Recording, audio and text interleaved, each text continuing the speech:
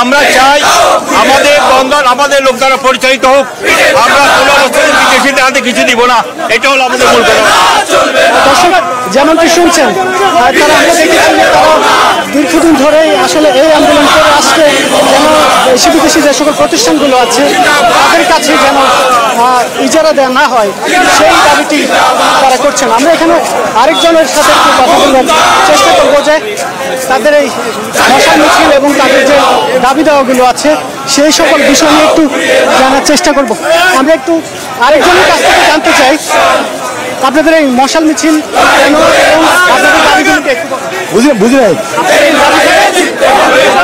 আমাদের মশাল মিছিল করার কারণটা হচ্ছে যে আমরা আজকে কয়েক মাস যাবৎ যে আমরা এনসিপিকে বিদেশি হাতে তুলে দেওয়ার যে ষড়যন্ত্র সেটা উঠার জন্য আমরা বিভিন্নভাবে আমাদের কর্মসূচি দিয়ে আসছি।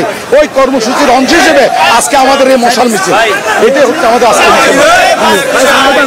দর্শক শুনছিলেন যে ধারাবাহিক যে কর্মসূচিগুলো তারা দিচ্ছেন সেই সকল কর্মসূচির অংশ হিসেবে তারা মূলত এই মশাল মিছিলটি করছেন। আমরা একটু চেষ্টা করবো তাদের মশাল মিছিলটি করে দেখানোর জন্য।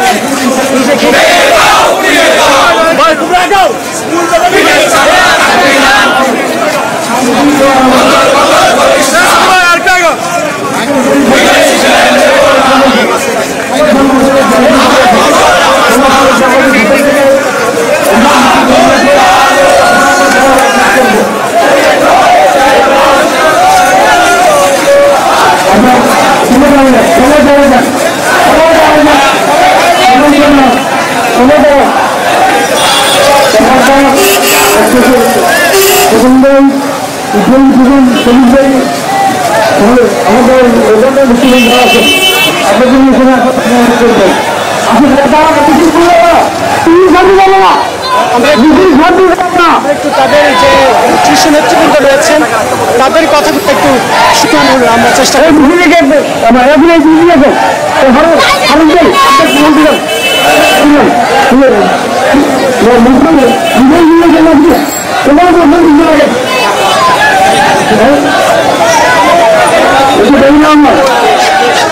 আপনারা অনেক চেষ্টা করলে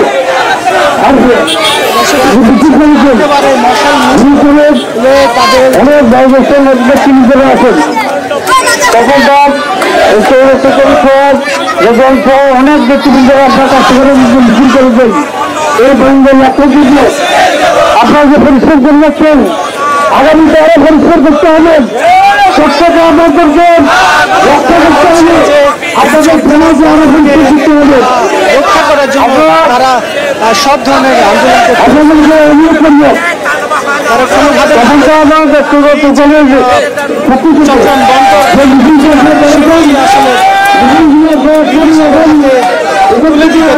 এমনটি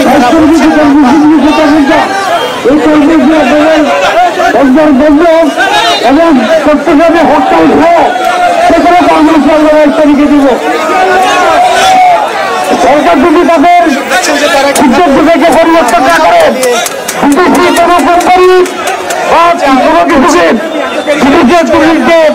আমরা শ্রমিক কর্মচারীদের পক্ষ থেকে দেবরা সবাইকে ধন্যবাদ। আপনাদের সবাইকে আজকে যে মিছিল করে এসেছেন সবাইকে ধন্যবাদ জানিয়ে এখানে মিছিল এখানে সমস্ত ঘোষণা করা হয়েছে। মিছিল এখানে সমস্ত পরবর্তী কর্মসূচি আমরা সরকার সংগঠনকে জানাই দিব।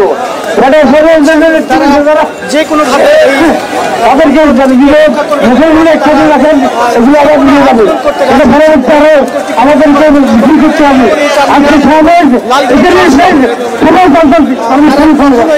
আপনারা দয়া করে মিশালগুলো এক জায়গায় একত্রিত করেন, মিশালগুলো ফেলে ফেলে দেবেন না, মিশালগুলো এক জায়গায় জমায়েত করেন, এক জায়গায় স্থির করেন, দিতে চান না মশালগুলোকে